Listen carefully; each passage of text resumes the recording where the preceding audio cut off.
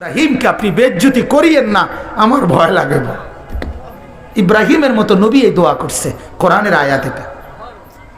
হাদিসের মধ্যে আছে মুসা নবীর মতো নবী আল্লাহর কাছে হাসরের ময়দানের ব্যাপারে বলছে, আল্লাহ হাসরের মাঠে লা আসআলুকা লিয়াউমা উম্মি ওয়ালা উখতি, আমি আমার মাকে চাই না, আমি আমার বোনকে চাই না, বাল আসআলুকা লিয়াউমা নাফসি, আমি মুসা কেবল আমাকে বাঁচাইতে চাই, আমাকে বাঁচাইতে চাই।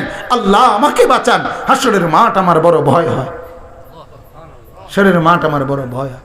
আল্লাহর নবী সাল্লাল্লাহু আলাইহি সাল্লাম বলেন, ইয়াকুব নবী নিজের চোখে দেখবে ইউসুফ নবী ওনার ছেলে দাঁড়াইয়া আছে সামনে, এটা সেই ইউসুফ যার জন্য দুনিয়ায় কানতে কানতে চোখ সাদা বানায় লাইছে।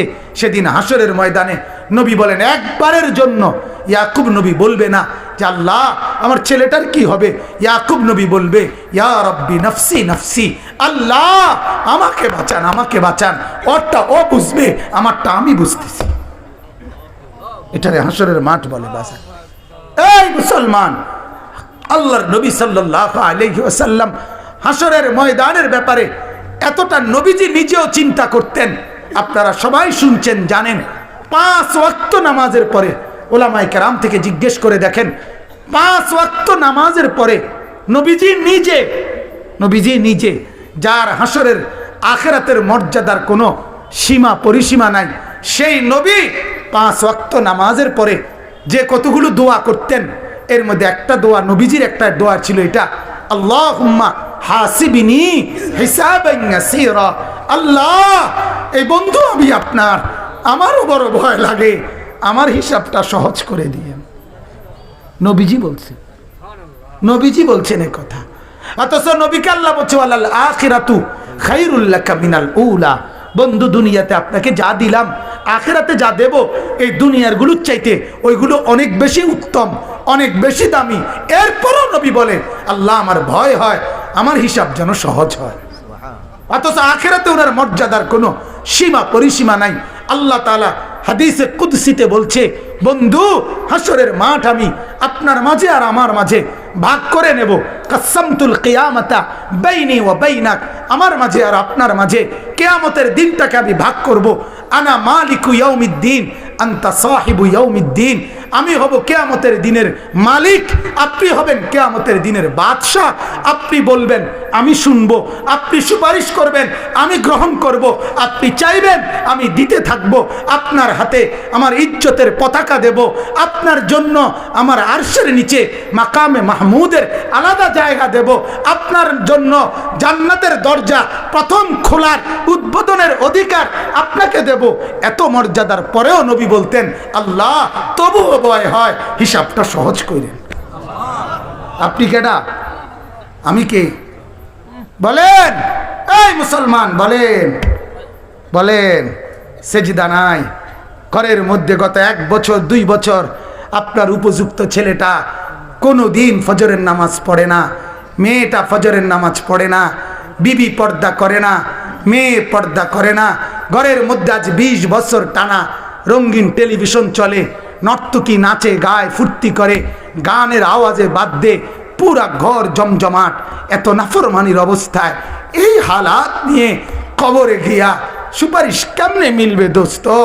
আখিরাতে নবীজির সামনে দাঁড়াবেন কিভাবে? আল্লাহর নবী তো বলবে, উম্মত এভাবে বেজ্জতি করলি কেন? 23 বছরে তোর আমার তায়েফের রক্তের কথা মনে নাই, আমার দান শহীদের কথা মনে নাই, আমি 14 দিন পেটে পাথর বাঁধছিলাম ক্ষুধার কষ্টে, একথা কি মনে নাই? আমি 3 মাস চুলায় আগুন জ্বলে নাই, একথা কি উম্মত মনে নাই? আমার এত কষ্ট এত মেহনতকে এইভাবে নাফরমানি করে আমাকে তুচ্ছ তাচ্ছিল্য করলি, আমার দিনকে অপমানিত করলি, আজ কেন বলবো, আজ কিভাবে বলবো আমি মাওলার কাছে? বল উম্মত। কোরআনুল কারীমের সূরা নিসার মধ্যে আছে, ওয়াজিনা বিকা আলা হাউলা শাহীদা, আল্লাহ নবীকে বলছে, বন্ধু হাসরের দিন আমি আপনার হাতে আপনার উম্মতের আমলনামা তুলে দেব, আপনি পড়বেন, আপনি শোনাবেন, আপনি হিসাব করবেন, আপনি বলবেন, এরপরে আমি ফয়সালা দেব, আপনি সায়া কইবেন। তাফসীরে আল্লাহর কসম এ কথা স্পষ্ট আছে। হযরত আব্দুল্লাহ ইবনে মাসউদ বলে, যেদিন নবীর সামনে এই আয়াত, এ ওয়াজিনা বিকা আলা হাউলা শাহীদা সূরা নিসার এই আয়াত যেদিন পড়লাম সেদিন হযরত আব্দুল্লাহ বলে নবীজি অজরে চোখের পানি ফেলে কাঁদছে আর একথা বলছে, উম্মত যদি পৃষ্ঠার পর পৃষ্ঠা গুনাহ আর নাফরমানি দেখি আমি মাওলার সামনে পড়বো কেমনে, শোনাবো কেমনে, আল্লাহর কাছে বলবো কেমনে?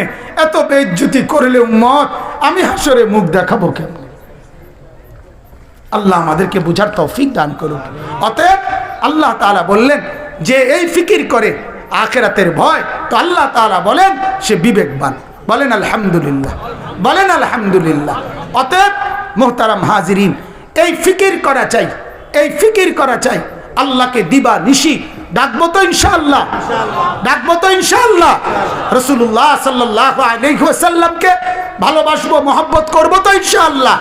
শুধুমাত্র মুখে মুখে তো ইনশাআল্লাহ। কয়ভাবে? কয়ভাবে? আবার বলেন, আবার বলেন। আল্লাহ তাআলা আমাদেরকে তৌফিক দান করুক। বলেন আলহামদুলিল্লাহ, বলেন আলহামদুলিল্লাহ, বলেন আলহামদুলিল্লাহ। আমার শাইখ আরিফ বিল্লাহ হাকিমুন নফস আল্লাহ